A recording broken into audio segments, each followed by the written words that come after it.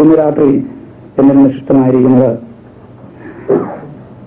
രണ്ട് മതങ്ങളിലുള്ള വിശ്വാസങ്ങളെക്കുറിച്ചും അതിൽ അന്യദൈവങ്ങൾക്കുള്ള ചില സ്ഥാനങ്ങളെക്കുറിച്ചും ഓർപ്പിക്കുക. അതോടൊപ്പം തന്നെ ദൈവവചനത്തിന്റെ വെളിച്ചത്തിൽ അതെങ്ങനെ എന്ത് എന്ന് പരിശോധിക്കുക, അനുഭവത്തിൽ കൂടിയുള്ള ചില കാര്യങ്ങൾ ഓർപ്പിക്കുക എന്നതാണ്.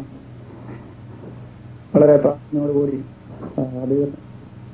നിശ്ചയമായിട്ടും ദൈവം അങ്ങനെ ഗ്രഹിക്കും. ഞാൻ പ്രാരംഭ ദിവസം തന്നെ ഓർപ്പിച്ചു, വളരെ പ്രാർത്ഥന അതിന്റെ പിന്നിൽ ആവശ്യമാണെന്ന്.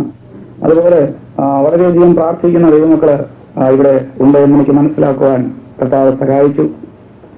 തുടർന്നും എന്റെ ശുശ്രൂഷ ഓർത്ത് നിങ്ങളെ പ്രാർത്ഥിക്കണമേ എന്ന് ഞാൻ പ്രാരംഭമായിട്ട് അപേക്ഷിക്കുകയാണ്. മനുഷ്യൻ ദൈവത്തെ തേടിപ്പോയ പോക്കില് അവർക്ക് പറ്റിയതായ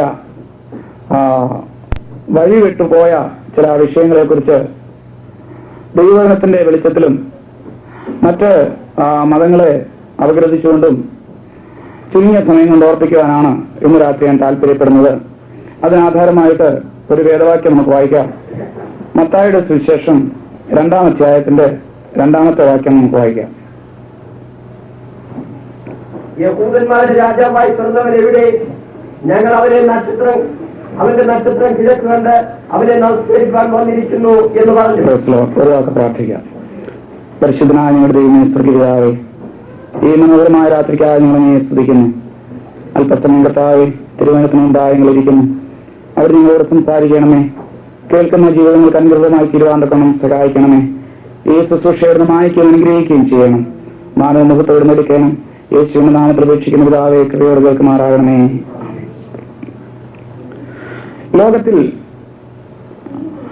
മാനവജാതിയുടെ ചരിത്രം നമ്മളെ പരിശോധിച്ച് നോക്കുകയാണെങ്കിൽ ദൈവത്തെ കണ്ടെത്തുവാനുള്ള ഒരു വലിയ ആഗ്രഹം വഴിവിട്ടുപോയ മനുഷ്യന്റെ ഉള്ളിൽ കാലാകാലങ്ങളായി ഉടലെടുത്തുകൊണ്ടിരുന്നു എന്ന് നമുക്ക് മനസ്സിലാക്കുവാൻ സാധിക്കുന്നു. ദൈവത്തെ എങ്ങനെ പ്രീതിപ്പെടുത്താം എന്നുള്ള ചിന്തയില് പലരും ചിന്താകുലരായിട്ട് മുന്നോട്ട് നീങ്ങിയ ഒരു കാലഘട്ടം ഉണ്ടായിരുന്നു. ഇന്നും അങ്ങനെ തന്നെ അനേക ആയിരങ്ങൾ മുന്നോട്ട് നീങ്ങുന്നു. വിവിധ മതങ്ങള് സാത്താൻ അതേ ഭൂമിയിലെ ഓരോ മനുഷ്യരിൽ ഓരോ രീതിയിൽ പ്രവർത്തിച്ച് അവന്റെ വലയത്തിൽ നിന്ന് ഒരു മനുഷ്യനെ പോലും സത്യദൈവത്തെ ആരാധിക്കുന്നതിന് പുറത്തു വിടാതിരിക്കുവാൻ വേണ്ടി വിവിധ മതങ്ങളുടെ ആ കെട്ടുമൂട്ടിൽ അവനെ കെട്ടിയിടുവാനായി ആദിമകാലം മുതൽ തന്നെ സാത്താൻ ശ്രമിച്ചുകൊണ്ടിരുന്നു. പല ജാതികളായി തിരിയുമ്പോൾ ഓരോ ജാതികൾക്കും ഓരോ വീടുകൾക്കും ഓരോ വ്യക്തികൾക്ക് പോലും ദൈവങ്ങളുണ്ട് എന്ന് ഇന്ന് വിവിധ ജാതികളുടെ തത്വസംഹിതകൾ പഠിച്ചാൽ നമുക്ക് മനസ്സിലാക്കുവാൻ സാധിക്കും. ഇന്ത്യയെ കുറിച്ച് പറയുമ്പോൾ നിങ്ങൾക്ക് കേട്ടിട്ടുള്ള കാര്യമാണല്ലോ, 33 മുക്കോടി ദൈവങ്ങളെയാണ് ഭാരതീയർ സേവിക്കുന്നതെന്നാണ് അവിടുത്തെ പറച്ചില്. എനിക്ക് തോന്നുന്നത് അത്രയുമല്ല, ഏകദേശം അതിന്റെ ഒരു 10 ഇരട്ടി കൂടി ദൈവങ്ങള് ഇന്ത്യയിൽ ഉണ്ടാകാൻ സാധ്യതയുണ്ട്. എങ്ങനെ ഇതൊക്കെ മനുഷ്യ ജീവിതത്തിൽ സ്വാധീനം ലഭിച്ചു? വിശുദ്ധ വേദപുസ്തകത്തിൽ പറയുന്നു, വിഗ്രഹങ്ങളെ സംബന്ധിച്ച് ഭയപ്പെടേണ്ട കാര്യമില്ല.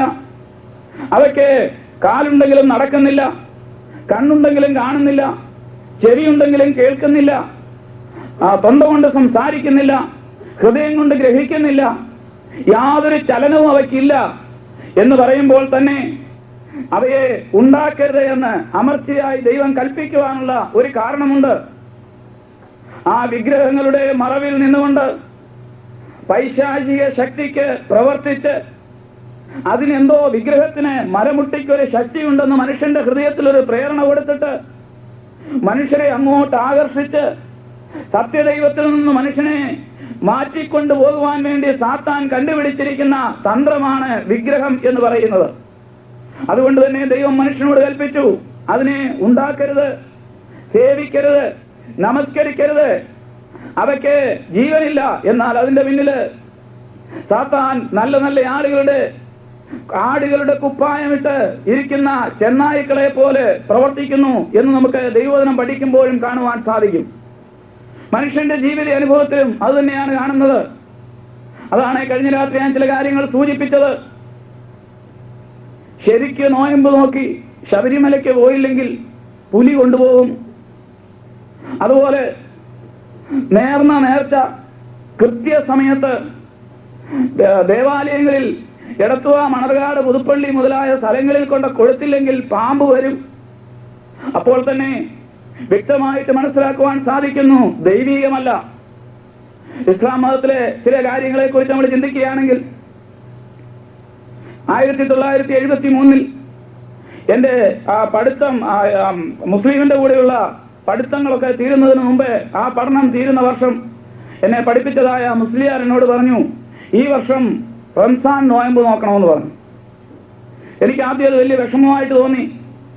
എങ്ങനെയാണ് രാവിലെ മുതൽ വൈകോളും അവരുടെ പ്രമാണം അനുസരിച്ച് വെള്ള നൂലിൽ നിന്ന് കറുപ്പ് നൂൽ വേർപെടുന്നത് മുതൽ കറുപ്പ് നൂലിൽ നിന്ന് വെള്ള നൂൽ വേർപെടുന്നത് വരെ, എന്ന് വെച്ചാൽ വളരെ പ്രഭാതത്തിൽ മുതൽ തന്നെ ആ ബാങ്ക് വിളിയുടെ ശബ്ദം കേൾക്കുമ്പോൾ മുതൽ സന്ധ്യയ്ക്ക് ശേഷമുള്ള ബാങ്ക് വിളിയുടെ ശബ്ദം കേൾക്കുന്നത് വരെ യാതൊരു തരത്തിലും ഭക്ഷിക്കുകയോ പാനം ചെയ്യുകയോ പുകവലിക്കുകയോ ഒന്നും ചെയ്യാതെ വളരെ ഭക്തിയോടുകൂടി ഇരിക്കണം. എനിക്കതിനെക്കുറിച്ച് അറിയത്തില്ലായിരുന്നു. എന്നാൽ ഞാൻ ആശാനോട് ചോദിച്ചു, അങ്ങനെയാണെങ്കിൽ ദൈവം പ്രസാദിക്കുമോ? ഒരു സത്യം അദ്ദേഹം എന്നെ മനസ്സിലാക്കി. അത് അള്ളാഹുവിന്റെ പ്രീതി ലഭിക്കുവാനല്ല അങ്ങനെ ചെയ്യുന്നത്. പിന്നെയോ നബി മുഹമ്മദ് നബി എന്ന പ്രവാചകൻ ഒരു പ്രത്യേക കുറ്റം ചെയ്തിട്ട് ഒളിച്ചുപോയി താനെ ഒരു ഗുഹയിൽ പാർത്തു. ആ 30 ദിവസങ്ങൾ പകല് താൻ വെള്ളം കുടിക്കുകയോ ആഹാരം കഴിക്കുകയോ ചെയ്തിരുന്നില്ല. ആ ദിവസങ്ങളെ ഓർക്കുവാൻ വേണ്ടിയാണ് ഇസ്ലാം മതം ഇന്നും തുടർച്ചയായിട്ട് ആണ്ടുതോറും റംസാൻ മാസത്തിൽ ഈ കാര്യം ചെയ്തുകൊണ്ടിരിക്കുന്നതെന്ന് പറഞ്ഞു. അപ്പോൾ ദൈവത്തെ പ്രീതിപ്പെടുത്തുവാൻ വേണ്ടിയാണ് അതൊന്ന് നേരത്തെ ഞാൻ ചിന്തിച്ചിരുന്നു. എന്നാൽ പിന്നീട് മനസ്സിലായി, ചില മനുഷ്യരുടെ ഓർമ്മയ്ക്ക് വേണ്ടിയാണ്. അതേ സമയത്ത് തന്നെ ഇസ്ലാമുകൾ അവകാശപ്പെടുന്നുണ്ട്, അവരെ യാതൊരു തരത്തിലും അള്ളാഹുവിനെ അല്ലാതെ വേറെ ആരെയും സേവിക്കത്തില്ല. ആ സമയം തന്നെ അവരുടെ ഏറ്റവും കാഠിന്യമേറിയ ഒരു വർഷത്തെ ഒരു മാസം എന്ന് പറയുന്നത് ഒരു മനുഷ്യന്റെ ഓർമ്മയ്ക്ക് വേണ്ടിയുള്ളതാണ് എന്ന് അവരുടെ മതപണ്ഡിതന്മാരോട് ചോദിച്ചാൽ നമുക്ക് മനസ്സിലാക്കുവാൻ സാധിക്കും. ഇതെല്ലാം എന്തിനു വേണ്ടിയാണ്? ദൈവത്തെ തേടിയുള്ള മനുഷ്യന്റെ യാത്രയിൽ എവിടെ ചെന്നു പറ്റുന്നുവെന്നറിയാതെ എവിടേക്കോ സാത്താൻ മനുഷ്യനെ നയിച്ചുകൊണ്ടിരിക്കുന്നു എന്നതിനെ കാണിക്കുന്ന തെളിവുകളാണിവയെല്ലാം. അനേക തെളിവുകൾ പിന്നെയുമുണ്ട്. എന്നാൽ ആ പഠനത്തിൽ നിന്ന് ഒരു കാര്യം എനിക്ക് മനസ്സിലാക്കുവാൻ സാധിച്ചു. മാനവജാതിക്ക് ഒരു നിത്യരക്ഷയെക്കുറിച്ചും നിത്യശിക്ഷയെക്കുറിച്ചും ഇസ്ലാം മതവും പഠിപ്പിക്കുന്നുണ്ട്. നരകത്തെക്കുറിച്ചുള്ള വർണ്ണന അവരുടെ റബിമാര് മലയാളികളായവർ മലയാളത്തിലേക്ക് മനോഹരമായ ഭാഷയിൽ തർജ്ജമ ചെയ്തു. നല്ല ശ്ലോകങ്ങളൊക്കെ ഉണ്ടാക്കിയിട്ടുണ്ട്. അതിലെ 1-2 വരികള് ഞാൻ ഓർക്കുന്നു. മനുഷ്യനെ ന്യായവിധിക്കായിട്ട് അള്ളാഹുവിന്റെ മുന്നിൽ ചെല്ലുന്നു. അള്ളാഹുവിനും ഈ മനുഷ്യനെ ഇടയ്ക്ക് വലിയൊരു ഗർത്തമുണ്ട്. ആ ഗർത്തത്തിന്റെ ആഴമെന്ന് പറയുന്നത്, ഒരിക്കൽ പ്രവാചകൻ ഒരു കല്ലെടുത്ത് മുകളിൽ നിന്ന്, സ്വർഗത്തിൽ നിന്ന്, എവിടുന്ന് ആ കല്ല് വന്നതെന്ന് എന്നോട് ചോദിച്ചാൽ എനിക്കറിയത്തില്ല, ഖുർആനിൽ എഴുതിയിരിക്കുന്ന കാര്യമാണ്. ഒരു കല്ലെടുത്ത് മുകളിൽ നിന്ന് താഴേക്കിട്ടു. 80 വർഷം കഴിഞ്ഞപ്പോൾ വലിയൊരു ശബ്ദം കേട്ടു. അപ്പോഴേ ആ കല്ല് എന്തോ ശബ്ദം കേട്ടോന്ന് ചോദിച്ചാൽ ആ കല്ല് അവിടെ ചെല്ലാൻ 80 വർഷം എടുത്തു.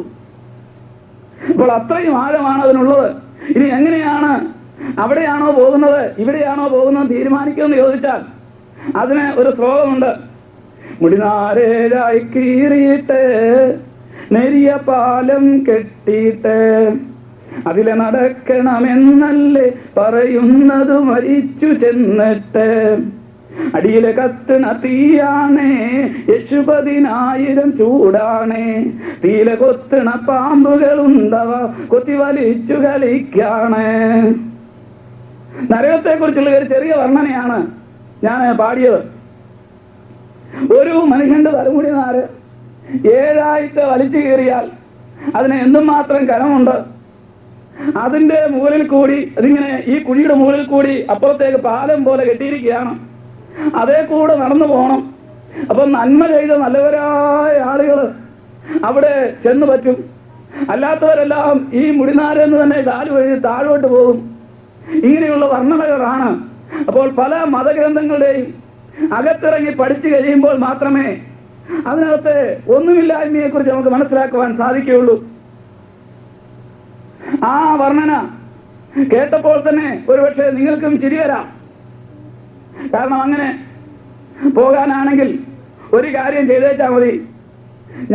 ഞങ്ങളുടെ ആശാനോട് പറഞ്ഞു, നല്ല അഭ്യാസികൾ സർക്കസില് ഭാരോ സർക്കസ് ഒക്കെ നടക്കുമ്പോൾ അതിനകത്ത് ഞാണിന്മേൽ കൂടെ നടക്കുന്നത് കണ്ടിട്ടുണ്ട്.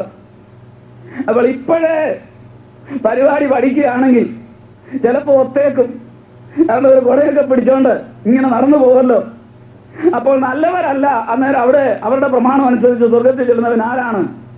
ഇച്ചിര അഭ്യാസം അറിയാവുന്നവർ, ഇതേ കൂടെ നടക്കാൻ അറിയാവുന്നവർ. മലപ്പുറത്തെ തങ്ങന്മാരൊക്കെയാണ് പിന്നെ രക്ഷപ്പെട്ടു. കാരണം എന്താണെന്ന് ചോദിച്ചാൽ അവരെല്ലാം ഭയങ്കര അഭ്യാസികളാണ്. അവർ ഈ ഞാണിന്മേൽ കൂടെ ഒക്കെ നടന്നു പോകുന്നവരാ.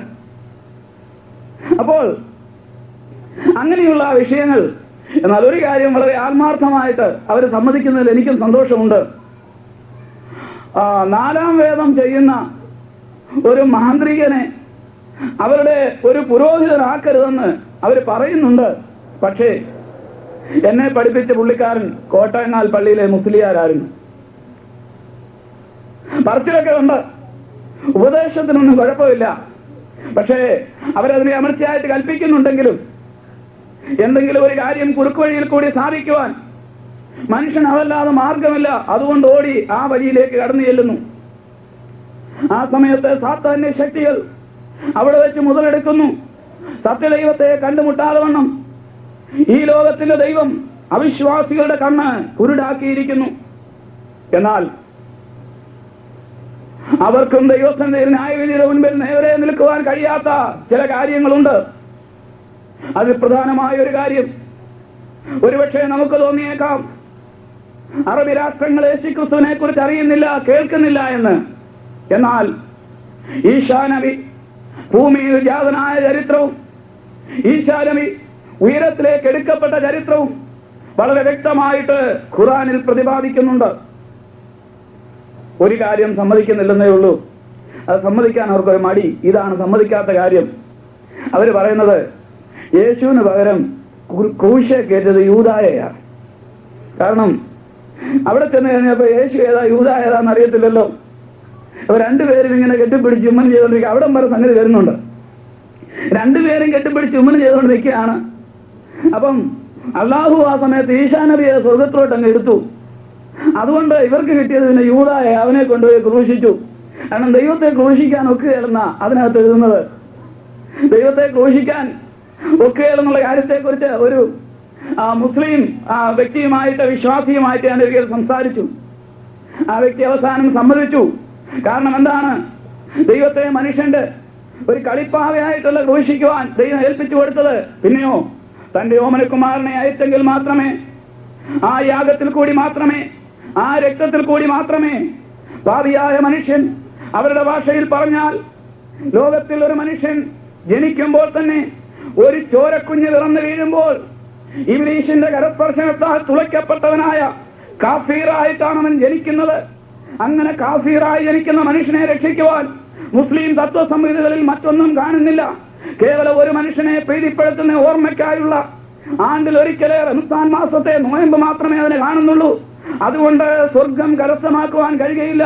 പിന്നെയോ യേശുക്രിസ്തുവിൽ കൂടിയുള്ള രക്ഷ, അതെ, അവർക്കറിയാൻ പാടില്ല എന്നല്ല. യേശുക്രിസ്തുവിനെ കുറിച്ച് വളരെ വ്യക്തമായിട്ട് ഖുർആനിൽ പ്രതിപാദിക്കുന്നുണ്ട്. പക്ഷേ ഈ ലോകത്തിന്റെ ദൈവം അവിശ്വാസികളുടെ കണ്ണ് കുരുടാക്കിയിരിക്കുന്നു എന്നുള്ളതാണ് സത്യം. നമ്മൾ വിചാരിക്കുന്നത് അറബി രാഷ്ട്രങ്ങളുടെ കാര്യം വലിയ കഷ്ടമാണല്ലോ, അവിടെ എങ്ങനെയെങ്കിലും യേശുവിനെ കുറിച്ചൊന്ന് പറയണമല്ലോ. പക്ഷെ അവർക്കറിയാം. എന്നാൽ എന്ത് ചെയ്തിരിക്കുന്നു? അവരുടെ കണ്ണുകളെ കുരുടാക്കിയിരിക്കുന്നു. അതിൽ നിന്ന് മടങ്ങി വരുവാൻ ഞാൻ എന്റെ മുസ്ലിം സ്നേഹിതരോട് ധാരാളം പ്രാവശ്യം അഭ്യർത്ഥിച്ചിട്ടുണ്ട്. ഇങ്ങനെയുള്ള കാര്യങ്ങൾ വെളിച്ചത്താക്കി കൊടുക്കുവാൻ സാധാരണയായിട്ട് ആരും ശ്രമിക്കാറില്ല. കാരണം പല കാര്യങ്ങളും മനസ്സിലാക്കാറില്ല. എന്നാൽ ദൈവത്തിന്റെ സന്നിധിയില് കടന്നു വരുന്നതായ ഒരു വ്യക്തിക്ക് മാത്രമേ പാപമോചനവും വിടുതലുമുള്ളെന്നും കർത്താവായ യേശുവിൽ കൂടി മാത്രമേ നിത്യരക്ഷയുള്ളൂ എന്നും വളരെ വ്യക്തമായിട്ട് പ്രതിപാദിക്കുന്ന വിശുദ്ധ ബൈബിൾ ശരിയാണെന്ന് പല മുസ്ലിമുകളും ഉള്ളം കൊണ്ട് സ്വീകരിക്കുക മാത്രമല്ല, നിവൃത്തിയില്ലാതെ വരുമ്പോൾ പലരും നാവുകൊണ്ട് സംസാരിക്കുന്നുമുണ്ട്. പക്ഷേ കുഴപ്പം എവിടെയാണെന്ന് ചോദിച്ചാൽ, ഒരുത്തൻ രക്ഷപ്പെട്ടു വന്നെന്നറിഞ്ഞാൽ നിവർത്തിയുണ്ടെങ്കിൽ അവനെ കൊന്നു കുഴിച്ചിടുവാൻ ആ സമുദായം നോക്കുന്നു എന്നുള്ളതാണ്. കേരളത്തിൽ തന്നെ അടുത്ത കാലത്ത് ഏകദേശം 10ഓളം മുസ്ലിം മതക്കാര് ക്രിസ്തുവിലേക്ക് കടന്നു വന്ന് അവർ വിശ്വാസ സ്നാനം സ്വീകരിച്ച് ദൈവകൃപയിലേക്ക് വരികയുണ്ടായി. അതിൽ എന്റെ സുഹൃത്തായ ഒരു സഹോദരനെ കയ്യും കാലും കൂട്ടിക്കെട്ടി പിടിച്ചു കെട്ടി അവരുടെ വീട്ടിൽ കൊണ്ടുവന്നിട്ട് വളരെ ഉപദ്രവിച്ചു. 16 ദിവസം ഓരോ ഗ്ലാസ് വെള്ളം ഒരു നേരം മാത്രം കൊടുത്ത് ഒരു മുറിക്കകത്ത് അടച്ചിട്ടു. എന്തിനു വേണ്ടി? പീഡിപ്പിച്ച് എങ്ങനെയെങ്കിലും ഭയപ്പെടുത്തി ഭീഷണിപ്പെടുത്തി ഇതിൽ നിന്ന് തിരിച്ചു കൊണ്ടുവരുവാൻ വേണ്ടി. അതും സാത്താന്റെ ഓരോ തന്ത്രങ്ങളാണ്. എന്നാൽ ആ യുവ സഹോദരൻ പറഞ്ഞു, ഞാൻ അറിഞ്ഞ മാർഗമാണ് ശരിയായ മാർഗം. ഈ മാർഗത്തിന് വിപരീതമായി വേറൊരു മാർഗവുമില്ല. നാം പിടിച്ചിരിക്കുന്ന മതവും അതൊരിക്കലും ശരിയായ ഒരു മതമല്ല. പിന്നെയോ ക്രിസ്തുവാണ് ഏകമാർഗം. അതിൽ കൂടിയാണ് മനുഷ്യനെ രക്ഷിക്കുവാൻ സാധിക്കുന്നത്. അങ്ങനെയാണ് മനുഷ്യന് പാപമോചനവും വിടുതലും പറുദീസയും കരസ്ഥമാക്കുവാൻ കഴിയുന്നത് എന്ന് വ്യക്തമായിട്ട് യുവ സഹോദരൻ പറഞ്ഞു. വളരെ അടിച്ചവശനാക്കിയതിനു ശേഷം അദ്ദേഹത്തെ എങ്ങനെയോ അവിടെ നിന്ന് ദൈവം രക്ഷിച്ചു എന്ന് പറയട്ടെ, അദ്ദേഹം പുറത്തു വന്നു. കണ്ടു കഴിഞ്ഞപ്പോൾ കെട്ടിപ്പിടിച്ച് വളരെ കണ്ണുനീരോടെയാണ് പറഞ്ഞത്, ബ്രദറെ വീണ്ടും വീണ്ടും പ്രാർത്ഥിക്കണമേ, പ്രതികൂലം ഒത്തിരി ഉണ്ടെന്ന് പറഞ്ഞു. അവർക്ക് അറിയാൻ വയ്യാത്തത് കൊണ്ടാണ്. കാരണം വളരെ കൊച്ചുകുട്ടികളായിരിക്കുമ്പോൾ തന്നെ, വളരെ ബാല്യത്തിൽ തന്നെ ഏറെ പിടിച്ച് തൈക്കാവുകളിൽ കൊണ്ടുപോയി ഇതാണ് ശരിയായ മാർഗമെന്ന് പഠിപ്പിച്ച് ബാക്കിയുള്ളവരെല്ലാം കള്ളന്മാരാണെന്ന് ചൂണ്ടിക്കാണിച്ച് ഖുർആനിൽ ഒരു ഭാഗത്ത് എഴുതിയിട്ടുണ്ട്, യഹൂദന്മാരെന്ന് പറയുന്ന മഹാകള്ളന്മാരാണ്, ക്രിസ്ത്യാനികൾ എന്ന് പറയുന്നത് സത്യം അറിഞ്ഞവരാ പക്ഷെ അവർ തിരിച്ചു പോയവരാണ്. ഇങ്ങനെയൊക്കെയാണ് പറയുന്നത്. ഒരു മനുഷ്യന്റെ തലച്ചോറിനകത്തുകൂടി പോയ ആശയങ്ങൾ ഒരു ഗുഹയ്ക്കകത്തിരുന്ന് ചില ദിവസങ്ങൾ കൊണ്ട് കുത്തിക്കുറിച്ച് തർജ്ജിമ ചെയ്ത് വിശുദ്ധ വേദപുസ്തകത്തിന്റെ ആദ്യത്തെ 5 ഗ്രന്ഥങ്ങൾ എടുത്തിട്ട് അതിൽ നിന്ന് ചില ആശയങ്ങൾ കുത്തിക്കുറിച്ച് വെച്ച ഒരു ഗ്രന്ഥമാണ് ഇപ്രകാരം പറയുന്നതെന്ന് ഓർക്കുമ്പോൾ ദൈവത്തിന്റെ പരിശുദ്ധാത്മാവിനാൽ എഴുതപ്പെട്ട ദൈവനിശ്വാസ്യമായ ദൈവത്തിന്റെ വചനം അനുസരിക്കുവാൻ കൃപ ലഭിച്ച ദൈവമക്കൾക്കായി ഞാൻ ദൈവത്തെ സ്തുതിക്കുന്നു. ഇതിന്റെ കോപ്പിയാണത്. എല്ലാമില്ല, 5 പുസ്തകങ്ങളുടെ കോപ്പി. എന്നിട്ട് ഒരു മനുഷ്യന്റെ കുറെ അഭിപ്രായങ്ങൾ. അങ്ങനെ വളരെ വ്യക്തമായിട്ട് ആ കാര്യത്തെക്കുറിച്ച് അത് ഞാൻ ഇനി അധികം വിശദീകരിക്കുന്നില്ല, സമയം കടന്നു പോകുന്നല്ലോ. അതിലെ 4-ാം വേദം എന്നും പറഞ്ഞൊരു വേദമുണ്ട്. അതിനകത്തെ മാന്ത്രിക വിദ്യകളാണ് ഉൾക്കൊള്ളിച്ചിരിക്കുന്നത്. ആ വേദം എടുക്കുന്നവനെയാണ് ഒരിക്കലും ഒരു പുരോഹിതനായി പോലും കയറ്റരുതെന്ന് പറയുന്നത്. എന്നാൽ എല്ലാ പുരോഹിതന്മാരുടെ അടുത്തെന്ന് ഒരു തകിടെഴുതാൻ പറഞ്ഞാൽ ആർക്കും അറിയാം. ഏറ്റവും കൂടുതൽ പ്രയോഗങ്ങൾ അതിനകത്ത് നടക്കുന്നത് തകിടിന്റെ പ്രയോഗങ്ങളാണ്. മുസ്ലിം മന്ത്രവാദത്തെ കുറിച്ച് പഠിച്ചാൽ ചെമ്പോലകൾ ധാരാളം തട്ടാന്മാർക്ക് ചെലവാകുന്നത് ഇവരുടെ കയ്യിൽ കൂടിയാണ്. വളരെ നീളത്തില് അതെത്രമാത്രം ചെമ്പോലകളാണ് തട്ടാന്മാരുടെ കണ്ണാടി അലമാരിക്കുള്ളിൽ കിടക്കുന്നതെന്ന് അറിയാമോ? ഞങ്ങളുടെ സ്ഥലത്തൊക്കെ ചെമ്പോലകൾ എത്ര കൊണ്ടുവന്നാലും, എത്ര അടി നീളത്തിലുള്ള ചെമ്പോലകൾ കൊണ്ടുവന്നാലും അവസാനം തട്ടാന്മാർ തന്നെ തലയിൽ കൈവച്ചിട്ടുണ്ട്, യോ ഇതിനും മാത്രം ഉപദ്രവം ചെയ്യാമെന്ന് ചോദിക്കുന്നവരുണ്ട്. കാരണം അവരെല്ലാം എഴുതി കോളമൊക്കെ വരച്ച് അതേറെ അടക്കാനുള്ള ഇബിലീഷിനെ അടക്കി വെച്ച് ചുരുട്ടിക്കൂട്ടി കൊച്ചു മഷിക്കുപ്പി വെച്ച് മേളിലോട്ട് വലിയ കുപ്പി വരെ ഉണ്ടാക്കി അതിനകത്തിട്ട് അടച്ച് ഭദ്രമായിട്ട് വേണ്ടി വന്നാൽ ആ ക്ഷുദ്രത്തിന്റെ ഏറ്റക്കുറച്ചിലനുസരിച്ച് തലമുടിയും നഖവും ഇങ്ങനെയുള്ള ചില സാധനങ്ങളൊക്കെ അതിനകത്ത് അടക്കം ചെയ്ത് അങ്ങനെ കൊണ്ടുവന്ന് ഈ ഉപദ്രവിക്കേണ്ട ആളിന്റെ പറമ്പിന്റെ മൂലകളിൽ എവിടെയെങ്കിലും കുഴിച്ചിടുകയോ അല്ലെങ്കിൽ വീട്ടിനകത്ത് കുഴിച്ചിടിക്കുകയോ ഏതെങ്കിലും തരത്തിലുള്ള പ്രയോഗങ്ങൾ ചെയ്ത് എങ്ങനെയെങ്കിലും നശിപ്പിക്കാമോ എന്ന് നോക്കുന്ന പരിപാടിയാണ് 4-ാം വേദത്തിൽ അതിനെക്കുറിച്ച് പറഞ്ഞിരിക്കുന്നത്. അതുകൂടാതെ പന്തം കത്തിച്ചെറിയുന്ന ഒരു പ്രയോഗമുണ്ട്. ആ കാര്യത്തിൽ എനിക്കൊരിക്കലൊരു അബദ്ധം പറ്റി. അതിന്റെ ഒരു അനുഭവമാണ് ഞാൻ പറയാം. വെച്ചുവെച്ചത് ഒരു വീട്ടില് ഒരു പരിപാടിക്ക് എന്നു 1975 എന്നാണ് എന്റെ ഓർമ്മ. അന്നിങ്ങനെ എപ്പോഴും ബിസി ആയിരുന്നു. അങ്ങനെ ഒരു പരിപാടിക്ക് അവിടെ ചെന്നപ്പോൾ ആ വീട്ടില് പ്രയോഗം തകിടുകൊണ്ട് നിൽക്കത്തില്ല, പന്തം എറിയണമെന്ന് മനസ്സിലായി 4 വശത്തും. രാത്രി 12 മണിക്കാണ് ഇത് എറിയുന്നത്. ചുറ്റും വീടുകളുണ്ട്, 4 മൂലക്കോട്ടും പന്തം എറിയണം. അത് ഈ താമസിക്കുന്ന ആൾക്കാർക്ക് ആകെ 10 സെന്റ് സ്ഥലമേ ഉള്ളൂ. അവരുടെ പറമ്പിൽ ഇത് വീഴത്തില്ലെന്ന് എനിക്കും അറിയാം. ഏതായാലും കൊള്ളാൻ, രാത്രി 12 മണിയായി. പന്തവും കൊണ്ട് പുറത്തിറങ്ങി. ദാസെന്ന് പേരുള്ള ഒരു ചെറുപ്പക്കാരനും എന്റെ കൂടെ സഹായത്തിനിറങ്ങി. ആ വീട്ടിലേതാണ്. ഞാൻ ദാസനോട് പറഞ്ഞു, ദാസ ഞാൻ എറിയാൻ പോവുക. ദാസൻ പറഞ്ഞു കുഴപ്പമൊന്നുമില്ല. ഇബ്ലീഷിനെയൊക്കെ വിളിച്ച് ഓത്തൊക്കെ ഓതി കാര്യങ്ങളെല്ലാം ക്രമീകരിച്ച് 3 പന്തം എറിഞ്ഞു. വലിയ കുഴപ്പമില്ലാതെ കണ്ടൂടൊക്കെ പോയി. റബ്ബർ തോട്ടമൊക്കെ ആയിരുന്നു. 4ാമത്തെ എറിഞ്ഞത് ചെന്ന് പാവപ്പെട്ട ഒരുത്തന്റെ വീടിന്റെ മുകളിലൊരു പറങ്ങാവ് നിൽപ്പുണ്ട്. ആ പറങ്ങാവിൽ ഇങ്ങനെ തങ്ങിയിരിക്കുക. ഓലപ്പരയാണ്. താഴോട്ട് വീണ് പോയെങ്കിൽ അവന്റെ വീട് മുഴുവൻ കത്തി നശിക്കും. അറിയാൻ സാധിക്കും ഇവിടുന്ന് ആ ബന്ധം വന്നതെന്ന്. കാരണം പല ആളുകൾക്കും അറിയാം, ചുങ്കപ്പാറക്കാരൻ കൊച്ചുമുസ്ലിയാർ ആ വീട്ടിൽ കയറിയിട്ട് കുറച്ചു നാളായെന്ന്. പോരെങ്കിൽ ഇങ്ങനെ ആളുകൾ പലരും നോട്ടപ്പുള്ളിയാക്കി വെച്ചിരിക്കുകയുമാണ്. ആ പന്തം അങ്ങനെ ആ പറങ്ങാവിന്റെ കമ്പേർ ഉടക്കി ഇരിക്കുന്നത് കണ്ടപ്പോൾ എന്റെ ഉള്ളിൽ കൂടി ആ പാടെ തീയായി. അതെ, ഞാൻ ദാസനോട് പറഞ്ഞു, ദാസ അവന്റെ വീട് പോക്ക, പെട്ടെന്ന് എങ്ങനെയെങ്കിലും ഇത് താഴെ ഇറക്കണം. ആ വ്യക്തി രാത്രി വളരെ ബുദ്ധിമുട്ടി ഇരുട്ടത്ത് തത്തിപ്പിടിച്ച പറങ്ങാവെ കയറി ഒരു തരത്തിൽ അതിന്റെ തുഞ്ചത്തി എന്ന് ഈ പന്തം കയ്യിലെടുത്തുകൊണ്ട് തിരിച്ചിറങ്ങി വന്നു. ഏതും ശരിയായില്ല, പരിപാടിയും ശരിയായില്ല. അത്രയും പറഞ്ഞാണ് നിർത്തുക. അപ്പൊ പന്തം എറിയുന്ന ചില പ്രയോഗങ്ങള് ഈ 4ാം വേദത്തിലുണ്ട്. ചില ആളുകൾ രാത്രി ആ സമയത്തായിരിക്കും മുറ്റത്തൊക്കെ ഇറങ്ങുന്നത്. അവർ നോക്കുമ്പോ ഇങ്ങനെ തീ പോകുന്ന കാണാം. പിന്നെ പേടിക്കുന്നതിൽ വല്ല കുഴപ്പമുണ്ടോ? എന്നിട്ട് യക്ഷിപോ എന്ന് പറയുന്ന ആളുകളെയൊക്കെ ഞാൻ കേട്ടിട്ടുണ്ട്. അതിനെക്കുറിച്ച് ഹൈന്ദവ മന്ത്രവാദങ്ങളെ കുറിച്ച് പറയുമ്പോൾ അല്പമായിട്ട് പറയാൻ താല്പര്യപ്പെടുന്നുണ്ട്. അപ്പോൾ ഇങ്ങനെ 4ാം വേദത്തിൽ എവിടെ നോക്കിയാലും ഒരു മനുഷ്യനെ എങ്ങനെ ഉപദ്രവിക്കാം എന്നുള്ളതിനെ കുറിച്ചാണ് അവിടെ കാണുന്നത്. എങ്ങനെ ഒരു മനുഷ്യനെ ദ്രോഹിക്കാം, എങ്ങനെ ഒരു മനുഷ്യനിൽ സാത്താനെ കയറ്റിവിടാം, എങ്ങനെ ഒരു ഭവനത്തെ നശിപ്പിക്കാം, എങ്ങനെ ഒരു വ്യക്തിയെ ഭ്രാന്തനാക്കാം, എങ്ങനെ ഒരു വ്യക്തിയുടെ ജീവിതം ഇല്ലാതെയാക്കാം, എങ്ങനെ ഒരു വ്യക്തിയുടെ വരുമാന മാർഗം നിർത്താം. ഈ കാര്യങ്ങളെല്ലാം വളരെ വ്യക്തമായിട്ട് പ്രതിപാദിച്ചിരിക്കുന്ന ആ മതഗ്രന്ഥം കാണുമ്പോൾ ദൈവമക്കളാകുന്ന നമുക്ക് ഒരു സന്തോഷമുണ്ട്. യാതൊരു തരത്തിലും ഒരുത്തനെ ദ്രോഹിക്കാത്ത ഒരു പ്രമാണം, ശത്രുവിനെ പോലും സ്നേഹിക്കുവാൻ പറഞ്ഞിരിക്കുന്ന ഒരു പ്രമാണം, ഒരു ചകിട്ടത്തടിക്കുന്നവന് മറ്റേ ചകിട്ടം കാണിച്ചു കൊടുക്കുവാൻ പറയുന്ന ഒരു പ്രമാണം, ആരെയും ഉപദ്രവിക്കരുതെന്ന് പറയുന്ന ഒരു പ്രമാണം, ഇത്രമാത്രം ശക്തമായ ദൈവസ്നേഹത്തിന്റെ പ്രമാണം. ഇതിന്റെ മാധുര്യം എന്താണെന്ന് അനുഭവിച്ചറിഞ്ഞ ദൈവമക്കൾക്ക് മനസ്സിലാക്കുവാൻ സാധിക്കുന്നു. ദ്രോഹിക്കണമെന്നൊരു മതഗ്രന്ഥം പറയുമ്പോൾ ശത്രുവിനെ സ്നേഹിക്കണമെന്ന് പറയുന്ന പ്രമാണമാണ് ദൈവത്തിന്റെ പ്രമാണം.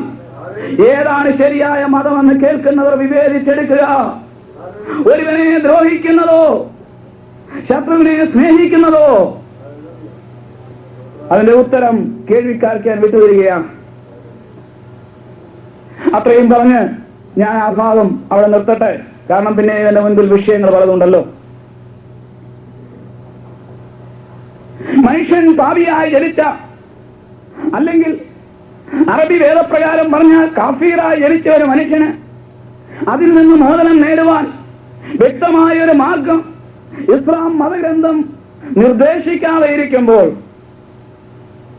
ഈ ഗ്രന്ഥത്തിൽ നിന്ന് കടമെടുത്തെഴുതിയിരിക്കുന്ന ചില കാര്യങ്ങളാണോ എന്ന് ഞാൻ മുമ്പേ ഓർപ്പിച്ചല്ലോ. അതിന്റെ ബാക്കി ഭാഗങ്ങൾ ഈ ഗ്രന്ഥത്തിൽ നിന്ന് തുടർച്ചയായിട്ട് വായിച്ചു നോക്കിയാൽ ലോകത്തിലെ വലിയ പുസ്തകമാകുന്ന വിശുദ്ധ വേദപുസ്തകം അതിന് വ്യക്തമായിട്ട് മറുപടി തരുന്നു. അതെ, ഈശാ നബി ക്രൂശിക്കപ്പെട്ടത് എന്തിനു വേണ്ടിയാണ്? എന്റെയും നിങ്ങളുടെയും പാപത്തിന്റെ പരിഹാരത്തിന് വേണ്ടി. ലോകത്തിലൊരു മനുഷ്യന് പോലും ഒരു മനുഷ്യന്റെ പാപത്തെ മോചിക്കാൻ കഴിയാതെ ഇരിക്കുമ്പോൾ, ജനിച്ചു വീഴുന്ന ചോരക്കുഞ്ഞു പോലും ഇബ്ലീസിന്റെ കരസ്പർശനത്താൽ കാഫീറായി മാറുമ്പോൾ, ആ മാനവജാതിയുടെ പാപപരിഹാരത്തിനായി പാപമില്ലാത്ത ഒരുവൻ യാഗമായി തീരേണ്ടത് ആവശ്യമായിരിക്കുന്നു എന്ന തത്വസംഹിത അനുസരിച്ച് ഖുർആനിൽ പറഞ്ഞിരിക്കുന്ന 7 യാഗങ്ങളെയും വേദങ്ങളെയും അനുസ്മരിച്ചുകൊണ്ട് ഈ രാത്രി എനിക്ക് പറയുവാൻ സാധിക്കുന്നു, മാനവജാതിയെ രക്ഷിക്കുവാൻ ഒരു യാഗം ആവശ്യമായിരുന്നു. ആ യാഗം ഒരു പരമയാഗമായിരുന്നു. ഇന്നേക്ക് 2000-ഓളം കൊല്ലങ്ങൾക്ക് മുൻപ് കാൽവറിയുടെ മലമുകളിൽ യാഗമായി തീർന്ന ആ ഈശാ നബിയെ സ്വീകരിക്കൂ. തലമുടി നാരിന്റെ മുകളിൽ കൂടി കടന്നു പോകേണ്ട കാര്യമില്ല. അപ്പോൾ അഭ്യാസം പഠിച്ചവർക്ക് രക്ഷപ്പെട്ടു പോകാം. എന്നാൽ അവന്റെ രക്തത്തിലെ പാപമോചനവും വിടുതലുമുണ്ട് എന്ന് പറയുന്ന പ്രമാണം സ്വീകരിച്ച് യേശുവിലേക്ക് കടന്നു വന്നാൽ നിത്യജീവനുണ്ട്. ഇനി അടുത്തതായിട്ട് ഹൈന്ദവ തത്വങ്ങളിലേക്ക് കടന്നാൽ അത് ഇതിനേക്കാൾ രസകരമാണ്. ഇസ്ലാം തത്വം നമ്മൾ നോക്കിയപ്പോൾ ഒരുത്തനെ എങ്ങനെ ദ്രോഹിക്കാം എന്നുള്ള പ്രമാണം അതിനകത്ത് വളരെ രൂഢമൂഢമായിരിക്കുന്നത് കാണാൻ സാധിച്ചു. എന്നാൽ ഹൈന്ദവ വേദങ്ങളിലേക്ക് കടന്നാൽ ദ്രോഹിക്കാനായിട്ട് വരുന്നത് ദൈവങ്ങൾ തന്നെയാണ്. മുമ്പേ ആവർത്തിച്ചു, ഇന്ത്യൻ മതസംഗ്രഹം അനുസരിച്ച് 33 മുക്കോടി ദൈവങ്ങളിൽ അധികമുണ്ട്. ഈ ദൈവങ്ങളുടെ പലരുടെയും പ്രവൃത്തികൾ വളരെ രസകരമാണ്. ഇസ്ലാം 4-ാം വേദം തകിട് കൊണ്ടും തീപ്പന്തം കൊണ്ടും തീ വമിപ്പിച്ച് മനുഷ്യനെ കരിച്ചു കളയുമ്പോൾ ഹൈന്ദവ മതഗ്രന്ഥങ്ങൾ അതിലെ ദൈവങ്ങൾ രക്തം കുടിച്ചും കള്ളു കുടിച്ചും മോഷ്ടിച്ചും മനുഷ്യനെ നശിപ്പിക്കാൻ നോക്കുന്നു. മോഷ്ടിച്ച ദൈവത്തെക്കുറിച്ച് ഞാൻ പറയാതെ 2-ാം ക്ലാസ് മുതലേ പഠിച്ചിട്ടുള്ളവർക്ക്, നാട്ടിൽ പഠിച്ചിട്ടുള്ളവർക്ക് അറിയാം. പാവപ്പെട്ട സ്ത്രീകൾ കുളിക്കാൻ ഇറങ്ങുന്ന സമയത്ത് അവരുടെ വസ്ത്രമെല്ലാം കൂടി എടുത്ത് ചുരുട്ടിക്കൂട്ടി മരത്തിന്റെ മണ്ടേ കയറിയിരിക്കുന്ന ഒരു ദൈവം, പേര് ശ്രീകൃഷ്ണൻ. അത് അവരുടെ വേദത്തിൽ വളരെ വ്യക്തമായിട്ട് എഴുതിയിരിക്കുന്നു. ലജ്ജയില്ലേ ദൈവം ചെയ്ത് പ്രവർത്തിയ. ഒരിക്കലും സമയത്ത് ആ ദൈവം മറ്റൊരു രൂപത്തിൽ ഈ ഭൂമിയിൽ അവതരിച്ചപ്പോൾ മേലിലിരുന്ന മറ്റു ദൈവങ്ങളെല്ലാം കൂടെ ഇദ്ദേഹത്തോട് സമരം തുടങ്ങി. ദേവേന്ദ്രനും പാർട്ടികളെല്ലാം കൂടെ സമരം തുടങ്ങി. അപ്പോൾ ജനങ്ങളെല്ലാം വളരെ വിഷമത്തിലായി. ദേവേന്ദ്രൻ സമരം തുടങ്ങി. കാരണം ദേവേന്ദ്രനാണ് മഴ പെയ്യിക്കുന്നതെന്നാണ് ഹൈന്ദവ വേദത്തിൽ പറഞ്ഞിരിക്കുന്നത്. മഴ പെയ്യിക്കുന്ന ദേവൻ മഴ പെയ്യിക്കാതെ ഇരുന്നു. അപ്പോൾ ഇവിടെ കന്നുകാലികൾക്ക് പുല്ലില്ല, ജനങ്ങൾക്ക് കുടിക്കുവാൻ വെള്ളമില്ല, ഭക്ഷിക്കുവാൻ ആഹാരമില്ല, വയലുകളിൽ സസ്യമൊന്നും വിളയുന്നില്ല, യാതൊരു ധാന്യങ്ങളും ലഭിക്കുന്നില്ല. അങ്ങനെ ഭൂമി മരുഭൂമിക്ക് തുല്യമായിക്കൊണ്ടിരിക്കുന്ന ഒരു സമയം. ഉച്ചയ്ക്ക് പാടത്തു മാറ്റൊലി കൊള്ളുന്നു, കൊച്ചു കുരുവിതൻ പാരവശ്യം, വത്സനം പാലില്ലാതോതുന്നു ധേനുക്കൾ, ഉത്സുകം അമ്പേ എന്നാവരാതി. അവരെല്ലാവരും കൂടെ ചേർന്ന് ഈ സാഹചര്യത്തിൽ അന്നത്തെ അവതാര പുരുഷനായിരുന്ന ബലഭദ്രരാമന്റെ അടുത്തേക്ക് എന്നു ദൈവം 10 പ്രാവശ്യം അവതരിക്കുന്നു എന്നാണ് പറയുന്നത്. എന്തിന്? ദുഷ്ടന്മാരെ കൊല്ലുവാനും നല്ലവരെ രക്ഷിക്കുവാനും. ലോകത്തിലെ ഒറ്റ ഒരെണ്ണം ജീവനോടെ കാണത്തില്ല അങ്ങനാണെങ്കിൽ. അങ്ങനെ ആ ബലഭദ്രരാമന്റെ അടുത്ത് ജനങ്ങൾ പരാതിയുമായിട്ട് ചെന്നു. ഞങ്ങൾക്ക് വെള്ളമില്ല, ദൈവങ്ങൾ ഈ വിധം ദേഷിച്ചു നിൽക്കുകയിൽ പാവങ്ങൾ ഈ ഞങ്ങൾ എന്ത് ചെയ്യും? ആ ശ്ലോകം എന്നെ വളരെ ചിന്തിപ്പിച്ചിട്ടുണ്ട്. അവരത് ചോദിക്കുകയാണ് ദൈവത്തോട്.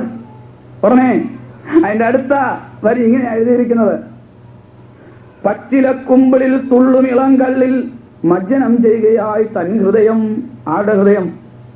ശ്രീകണ്ഠപുരാന്റെ ഹൃദയം കള്ളിനകത്തായെന്ന്. ഇത് എന്റെ ഭാവന എന്ന പദ്യമല്ല, ഹൈന്ദവ വേദത്തിൽ വ്യക്തമായിട്ട് എഴുതിയിരിക്കുന്ന സൂക്തങ്ങളൊക്കെയാണ്. അത് പഠിച്ചിട്ടുള്ളവർക്കറിയാം. പച്ചിലക്കുമ്പിളിൽ തുള്ളും ഇളം കള്ളിൽ മജ്ജനം ചെയ്യുകയായി തൻ ഹൃദയം. അപ്പോഴതാമത് പൂരത്തിൽ നിന്നാവാം ബുദ്ബുദം പോലൊരു ചിന്ത പൊങ്ങി, കൊമള പോലൊരു ചിന്ത പൊങ്ങി വന്നു. എന്നിട്ട് കാളിന്തിയെ ഡെലിക്കോട്ടി എന്ന് പറഞ്ഞു, നീ ഒന്ന് നോക്ക് കാളിന്തിയെ, ചോരയും നീരും വലിഞ്ഞൊരു ഈ ഗോകുലത്തെ സങ്കടം കാങ്കിലും കാണാതെ പോകയോ? മങ്കരയെ, നീ ഒരു മങ്കയല്ലേ? ഇതൊക്കെ ചോദിച്ച് നീ ഒരു സ്ത്രീ അല്ലേ? നിനക്ക് ഇത് കണ്ടാ മനസ്സറി ഉണ്ടാകുന്നുണ്ട് എന്നൊക്കെ ചെന്ന് കാളിന്തിയോട് ദൈവം ചോദിക്കുക. എന്നിട്ട് പറഞ്ഞു, നീ ഇങ്ങോട്ടൊന്ന് മാറി ഒഴുക. കാളിന്തി നേരമില്ലെന്നും പറഞ്ഞൊരു പോക്ക് പോയെന്ന് അവിടെ എഴുതിയേക്കുന്നത്. ആ ശ്ലോകം എങ്ങനെയാണ്? ചിലർക്കൊക്കെ അതറിയാം. ഗണ്യമാക്കില്ല കളിന്ത മകർഷിതൻ കന്യ ഈ കള്ളിൻ തികട്ടലുകൾ, കാറ്റിനാൽ കുന്തളം ചീകിച്ചിരിച്ചങ്ങു കാട്ടിലെ സുന്ദരി പാഞ്ഞു പോയാൽ. ഈ കള്ളുകൂടിയന്റെ വാക്കുകളൊന്നും കാളിന്തി മഹർഷി കേട്ടില്ല. ആരുടെ വാക്ക് കേട്ടില്ലെന്ന്? ദൈവത്തിന്റെ വാക്ക്, ബലഭദ്രരാമന്റെ, സാക്ഷാൽ മഹാവിഷ്ണുവിന്റെ അവതാരമാകുന്ന ബലഭദ്രരാമന്റെ വാക്ക് കേട്ടില്ല. ഒരിക്കൽ ഞാനൊരു ഹൈന്ദവ സഹോദരിയോട് ചോദിച്ചു, നിങ്ങളുടെ ഭർത്താവ് ഒരു കള്ളുകൂടിയനായി തീർന്നാൽ നിങ്ങൾക്ക് ഇഷ്ടപ്പെടുമോ? ഒരിക്കലുമില്ല. അപ്പം ദൈവം കള്ളുകുടിച്ചാലോ? മനുഷ്യൻ സത്യത്തിലേക്ക് തിരിയണം. സത്യത്തിലേക്ക് തിരിയണമെങ്കിൽ കാര്യങ്ങൾ വ്യക്തമായെങ്കിലേ തിരിയൂ, അല്ലാതെ തിരിയത്തില്ല.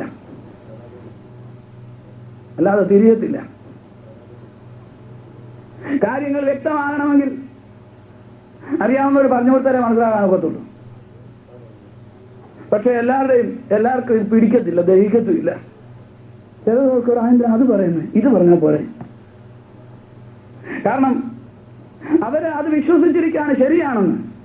പക്ഷേ പല കാര്യങ്ങളും വെളിച്ചത്ത് കൊണ്ടുവരാതെ മറച്ചു വെച്ചിരിക്കുന്ന കാര്യങ്ങളുണ്ട്. ആ കാര്യങ്ങൾ ഗ്രന്ഥങ്ങളിൽ നിന്ന് മനസ്സിലാക്കിയിട്ടുള്ളവർ പുറത്തു കൊണ്ടുവന്ന് കഴിയുമ്പോൾ വ്യക്തമായിട്ട് മനസ്സിലാക്കുവാൻ സാധിക്കും സാക്ഷാൽ ജീവിക്കുന്ന ദൈവം ആരാണ്. അതേ, അവരുടെ ദൈവങ്ങൾ ഭൂമിയിൽ അവതരിച്ച് മദ്യപാനികളായി മാറുമ്പോൾ, മോഷ്ടാക്കളായി മാറുമ്പോൾ, മനുഷ്യനെ ഉപദ്രവിക്കുന്നവരായി മാറുമ്പോൾ, മദ്യപാനി സ്വർഗരാജ്യം അവകാശമാക്കുകയില്ല എന്ന് ഉയർത്തി പറയുന്ന വിശുദ്ധ ഗ്രന്ഥം മദ്യപാനികളെ അതേ മദ്യപാനത്തിൽ നിന്ന് മടങ്ങി വരുവീനെന്ന് ഉദ്ഘോഷിക്കുന്നതായ ദൈവത്തിന്റെ പ്രമാണം, ഉപദ്രവിക്കുന്നവരെ സ്നേഹിപ്പീനെന്ന് പറയുന്നതായ ദൈവത്തിന്റെ പ്രമാണം, പാപികളെ തേടി വന്നതായ ദൈവം ഇവയെ ഉദ്ഘോഷിക്കുന്ന ഈ വലിയ പുസ്തകത്തിന്റെ അടിസ്ഥാനത്തിൽ ദൈവത്തെ വിശ്വസിക്കുവാൻ ഭാഗ്യം ലഭിച്ച ദൈവമക്കൾക്കായി ഞാൻ ദൈവത്തെ സ്തുതിക്കുന്നു. ഹൈന്ദവ വേദങ്ങളിലെ ദൈവങ്ങൾ പലരും രക്തക്കൊതിയന്മാരാണെന്ന് ഞാൻ ആദ്യം ഓർപ്പിച്ചല്ലോ. അതെ, ഏതൊരു കാര്യം നടത്തണമെങ്കിലും ഏകദേശം 32 തലയോട്ടികളുടെ മാല കോർത്തിട്ടിരിക്കുന്ന ഒരു ദൈവമുണ്ട്. അവർക്ക് പേര് ഭദ്രകാളി. തലയോട്ടി മാലകൾ കൊണ്ട് മാത്രമേ പ്രസാദിക്കൂ. മന്ത്രവാദികൾ ഭദ്രകാളിയെ പ്രീതിപ്പെടുത്താനായി ശവക്കോട്ടകളിലെ അസ്ഥിക്കുഴികളിൽ നിന്നും തലയോട്ടികൾ എടുത്തുകൊണ്ട് വരുന്നവർക്ക് അവർ ചോദിക്കുന്ന തുക കൊടുക്കാറുണ്ട്. പണ്ട് അതിൽ നടന്ന കാലത്ത് ഞാനൊരു തലയോട്ടി വാങ്ങിച്ചായിരുന്നു. 7000 രൂപ ചോദിച്ചു ഒരെണ്ണത്തിന്. 7000 രൂപയും കൊടുത്തു. കാരണം നമ്മൾ പറയുന്ന ഷേപ്പിൽ പറയുന്ന സൈസിലുള്ള തലയോട്ടി കിട്ടണം.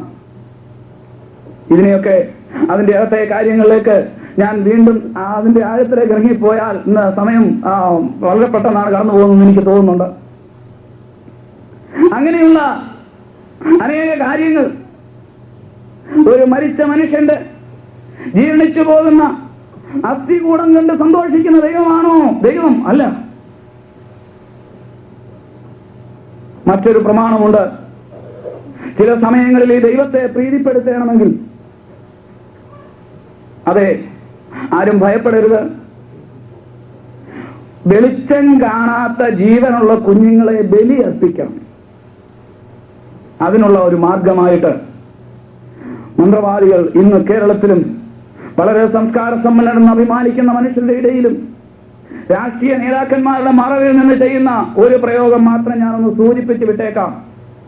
ഗർഭിണികളായ സ്ത്രീകളെ പിടിച്ചുകൊണ്ടുപോയിട്ട് പൂർണ്ണ ഗർഭിണികളായവരെ അവരെ ഇരുട്ടുമുറിക്കകത്ത് കയറ്റിയിട്ട് അടച്ചിട്ട് അവരുടെ വയറീറി അവിടെ നിന്ന് ജീവനുള്ള പിടയ്ക്കുന്ന ചോരക്കുഞ്ഞിനെ എടുത്ത് അതിന്റെ രക്തം കൊടുത്ത് ദൈവത്തെ പ്രീതിപ്പെടുത്തുന്ന അനേക മന്ത്രവാദങ്ങൾ ഹൈന്ദവ മതത്തിന്റെ മറവിൽ, രാഷ്ട്രീയ നേതാക്കന്മാരുടെ മറവിൽ ഇന്നും നമ്മുടെ കേരളത്തിൽ നടക്കുന്നു. കൊച്ചു കേരളത്തിൽ ചില വാർത്തകൾ വളരെ ചുരുക്കമായിട്ട് പത്രങ്ങളിൽ നിങ്ങൾ കണ്ടിട്ടുണ്ടായിരിക്കും.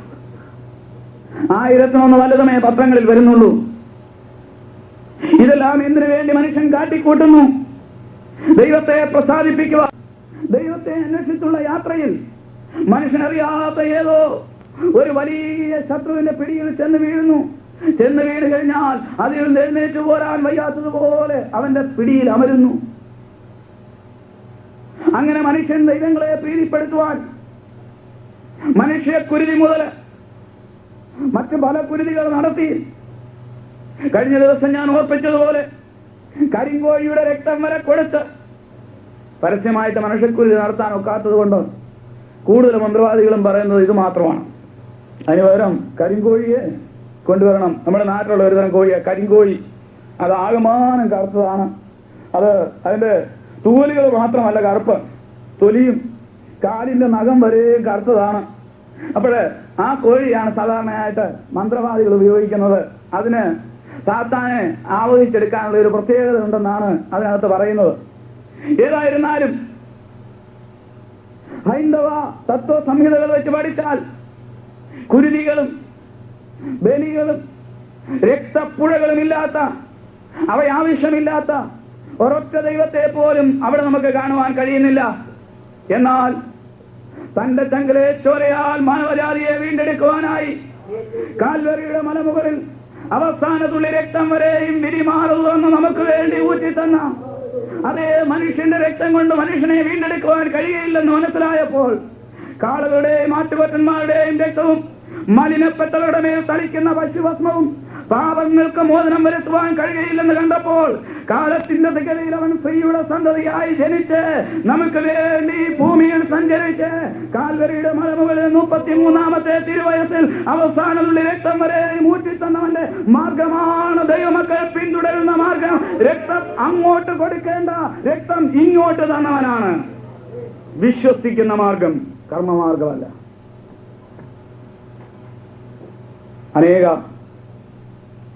അതിലുള്ള അനേക രഹസ്യങ്ങളിലേക്ക് ഇറങ്ങിപ്പോയാൽ നാം പലരും ഞെട്ടിപ്പോകുന്നതായ അനേക സംഭവങ്ങൾ അവിടെ നടക്കുന്നുണ്ട്. എന്നാൽ ഞാൻ പല ഹൈന്ദവ സ്നേഹിതരോടും പറയാറുണ്ട്, ഇത്ര നീചമായ, ഇത്ര ക്രൂരമായ, ഇത്രമാത്രം മ്ലേച്ഛമായ ദൈവങ്ങളെ വിട്ട് വാസ്തവമായിട്ട് ഇവയൊന്നും ആവശ്യമില്ല. വിശ്വസിച്ചാൽ മാത്രം മതി. ഈ ക്രൂശിങ്കിലേക്ക് കടന്നു വരൂ എന്ന് പറഞ്ഞ് ആഹ്വാനം ചെയ്തിട്ടുണ്ട്. കാരണം ദൈവം ആഗ്രഹിക്കുന്നു ഒരു മനുഷ്യൻ പോലും നഷ്ടപ്പെട്ടു പോകരുതെന്ന്. എന്നാൽ സാത്താൻ ആഗ്രഹിക്കുന്നു ഒരു മനുഷ്യനെ പോലും സ്വർഗത്തിൽ വിടരുതെന്ന്. അതുകൊണ്ട് സാത്താൻ ആരെ വിഴുങ്ങേണ്ടുന്നു എന്ന് വിചാരിച്ച് അലറുന്ന സിംഹം എന്നപോലെ ചുറ്റിത്തിരിഞ്ഞ് നടക്കുന്നു.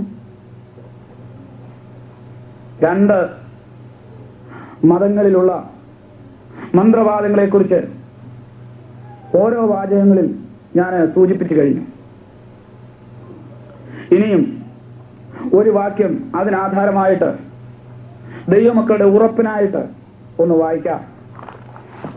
സംഖ്യാപുസ്തകം 23-ാം അധ്യായത്തിന്റെ 23-ാമത്തെ വാക്യം.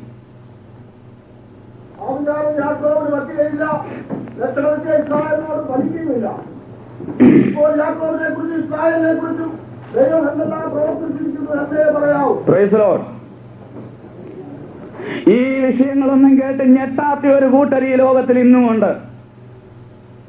ഈ വിഷയങ്ങളൊന്നും കേട്ട് ഭയപ്പെടാത്ത ഒരു കൂട്ടർ ഇന്നും ലോകത്തിലുണ്ട്. ഈ വിഷയങ്ങളുടെ മുൻപിൽ ധൈര്യമായിട്ട് നെഞ്ചും നെറ്റിയും കാണിക്കുന്ന ഒരു കൂട്ടർ ഇന്ന് ലോകത്തിലുണ്ട്. അവരാരാണെന്ന് പറയുവാനാണ് ഈ വാക്യം ഞാൻ വായിച്ചത്. എന്റെ ഒരനുഭവം ഞാൻ ഒന്ന് സൂചിപ്പിക്കാം. ഞാൻ സാത്താന്റെ അടിമയിൽ നടക്കുന്ന കാലം, എടത്തുവായിലെ ചെകുത്താന്റെ സേവ എനിക്കുണ്ടായിരുന്നു. മനുഷ്യൻ അദ്ദേഹത്തെ വിളിക്കുന്നത് വിശുദ്ധ ഗീവർഗീസ് എന്നാണ്. ഞാനും ഒരു കാലത്ത് അങ്ങനെ വിളിച്ചിരുന്നു. എന്നാൽ അത് ചെകുത്താനാണെന്ന് എനിക്ക് മനസ്സിലായി.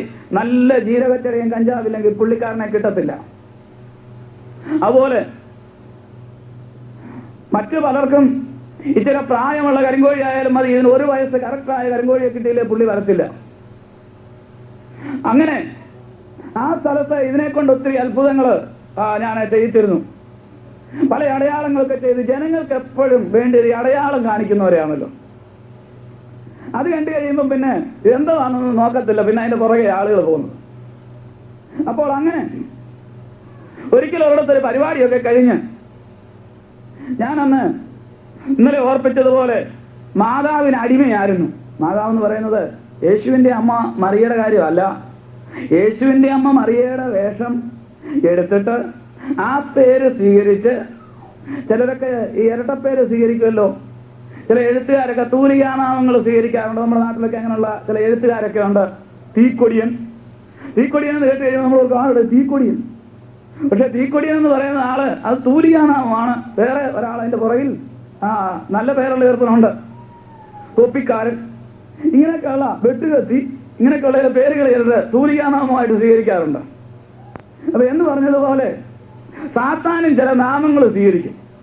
അവൻ സ്വീകരിക്കുന്ന നാമം, അവന്റെ ആ പേരിൽ ലൂസിഫർ എന്നും പറഞ്ഞു വന്നാൽ ഏത് മനുഷ്യനാന്നേരം പോ പിശാചേ എന്നൊന്നീ പറയും. ഇച്ചിരി കൃപയുള്ളവരാന്നേരം അല്ലാത്തവർ വല്ലതാണ് എന്റെ അയ്യോ നല്ലത്. ഇത് രണ്ടിലേതേലും സംഭവിക്കുന്ന അവനറിയാം. അതുകൊണ്ട് ഇവൻ ഈ നല്ല നല്ല ആളുകളുടെ വേഷം കെട്ടിയിട്ട് ഇവൻ വന്ന മനുഷ്യനോട് പറയാം, ഞാൻ യേശുവിന്റെ അമ്മയാ, എന്റെ പേര് മറിയ എന്ന. മനുഷ്യന് ബഹുമാനമായി. യേശുവിന്റെ അമ്മ കഴിഞ്ഞ രാത്രി ഞാൻ ഓർപ്പിച്ചതുപോലെ കർത്താവിന്റെ മടിയിൽ കർത്താവിനോടുകൂടെ വസിക്കുന്നു, വിശ്രമിക്കുന്നു. ഈ വേഷത്തിൽ ഇവൻ വന്നിട്ട് മനുഷ്യനെ കബളിപ്പിക്കുന്നു. ഇതുപോലെ തന്നെയാണ് ഗീവർഗീസിന്റെ ചരിത്രം. ഒരിക്കൽ ഗീവർഗീസിന്റെ സേവ ഉണ്ടായിരുന്ന ഞങ്ങളൊക്കെ ഒന്ന് ഞെട്ടി, ശരിക്കും ഞെട്ടിയായിരുന്നു അന്ന്.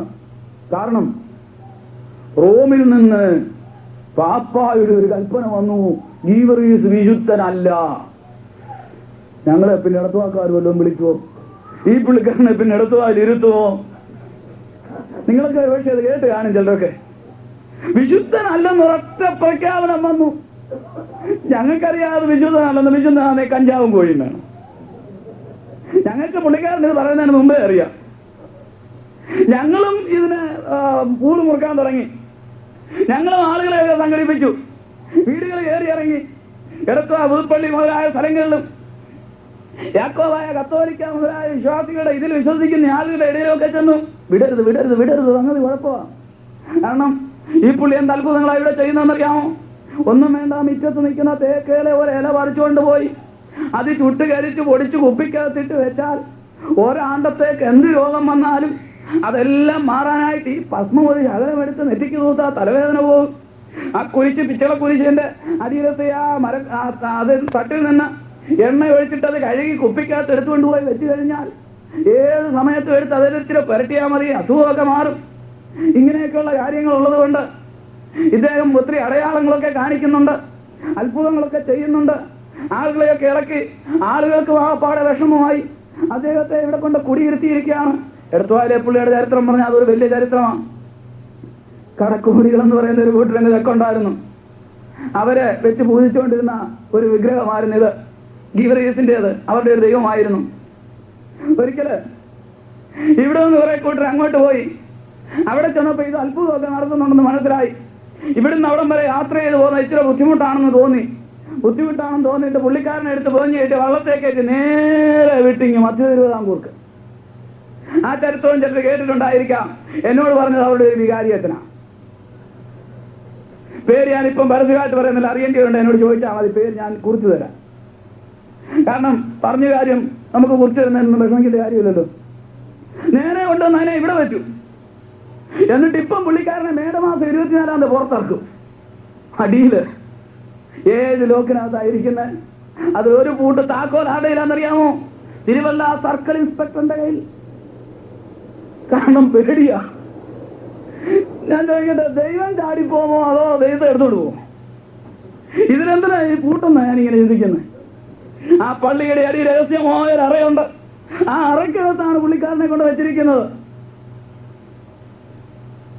ഏറ്റുമാനൂർ അമ്പലത്തിൽ നിന്ന് ദൈവത്തെ കൊണ്ടുപോയ ചരിത്രം നിങ്ങൾ കേട്ടിട്ടുണ്ട്.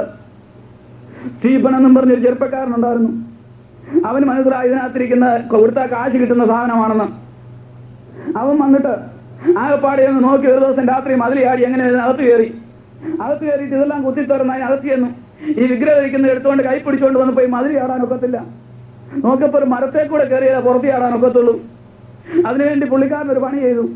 ഇതിന്റെ പെടലിക്ക് നോക്കി ഒരു കടി കഴിച്ചു. കടിച്ചിങ്ങനെ വായി പിടിച്ചേക്കുക.